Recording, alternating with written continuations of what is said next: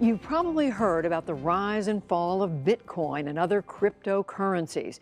But what you may not have heard about is the incredible amount of energy computers need to get Bitcoin and other currencies in the first place. That demand, in turn, is affecting the prices of electricity in some places. And that's where our economics correspondent Paul Solman comes in to help explain these connections. It's part of our weekly series, Making Sense. Bucolic, Plattsburgh, New York, 20 miles from the Canadian border. Sure doesn't look like ground zero for a gold rush. But in this mall alone, cryptocurrency prospectors have installed thousands of mining machines, small computers that gobble energy just to find new crypto coins in a vacated space behind the Family Dollar store. And it's all because Plattsburgh has bargain basement electric rates. The invasion has the locals up in arms. These guys that are mining the bitcoins are riding into town, taking advantage of a situation. And the situation, it turns out, Plattsburgh is the Klondike of New York. That's because the cost of mining is all in the cost of energy. And as Mayor Colin Reed says, we have some of the lowest energy costs in the world. That's because this is hydroelectric land, where dams powered mills like this one last century. And these days, electric rates in Plattsburgh are barely a third of the national average, courtesy of a long-term deal for cheap electricity from Niagara Falls. But there's a catch.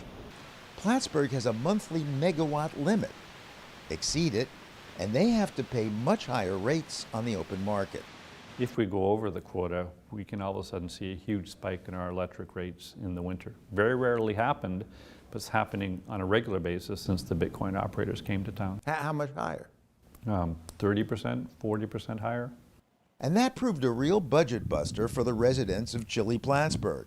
They're used to paying, $100 a month in the middle of winter to take care of all their electricity and heating needs, to the point where most people in our city, the vast majority, heat with electricity because it's very inexpensive.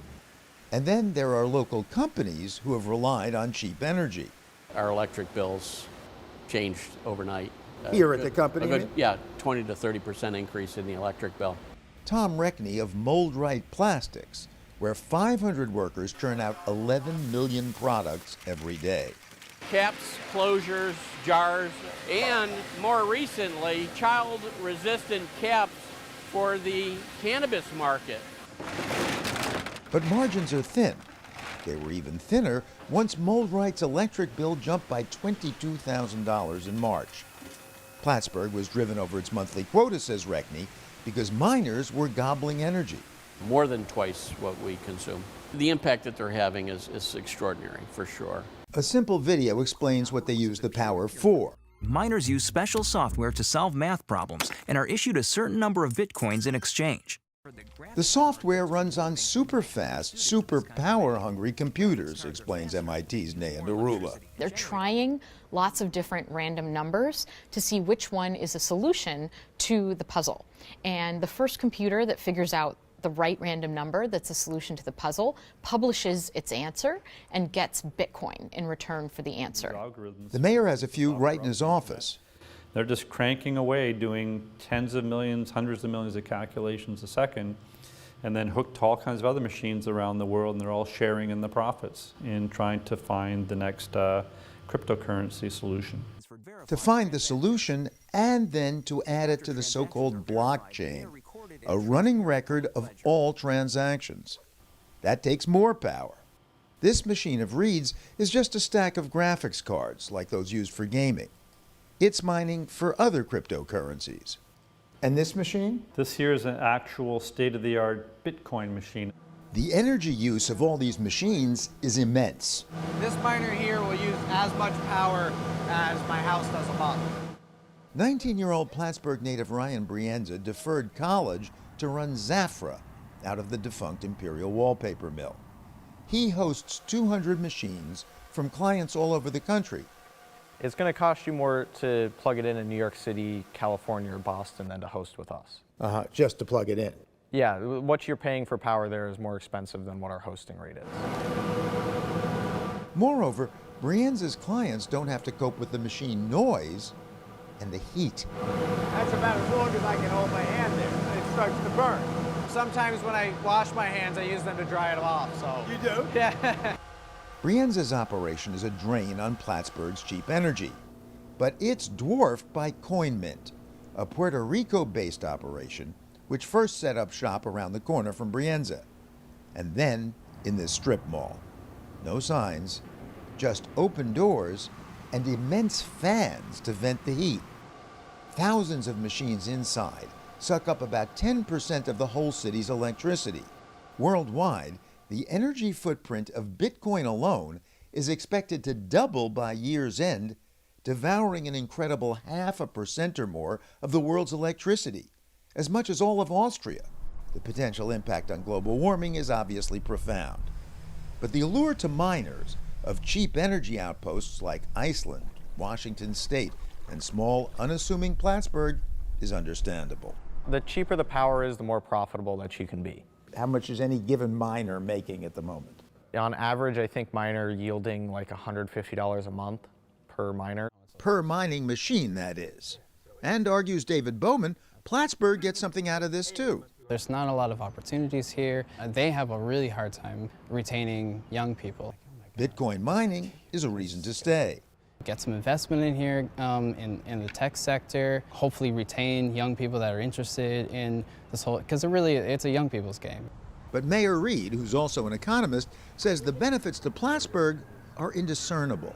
Our city gets really nothing out of it. The industry typically leases space, so we're not receiving any property taxes from them, and they employ very, very few people.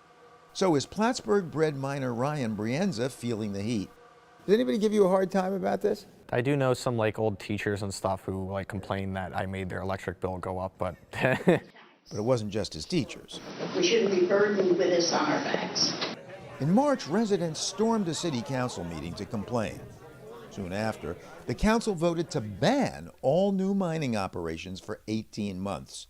We've got a substantial investment in this stuff. Electrical engineer Greg Brienza is Ryan's father and business partner. The moratorium mothballed the new switchgears he'd helped install at the old mill to host more mining machines. How much do these things cost a piece? Several $100,000. Whose investment, yours or? The landlords. So he must not be very happy with the moratorium. Well, I'm not either. They're not giving up that easily, though. we've just been looking for other places that we can put an operation, and we have been pursuing that. So places that don't have a moratorium. We know a bunch of locations that there's cheap power at. While hoping the ban here will be lifted, the Brienzas have come up with a seductive alternative. Recycle the heat from the computers. So this is that solution I was talking about for the city. The Brienzas have concocted a box to house 108 machines on building rooftops, say, to vent and recycle the heat free of charge. A greenhouse, a pool, a spa, a community center, something along those lines. Mayor Reed, the economist, finds the idea downright intriguing. Imagine a hothouse tomato indoor growing facility that's heated by abundant excess heat from a Bitcoin operation. So Plattsburgh, New York could become the model for efficient Bitcoin mining. Exactly. That's my goal, to figure out a way to turn this liability into a huge asset for us and communities all around the world. For the PBS NewsHour, this is economics correspondent Paul Solman in Plattsburgh, New York.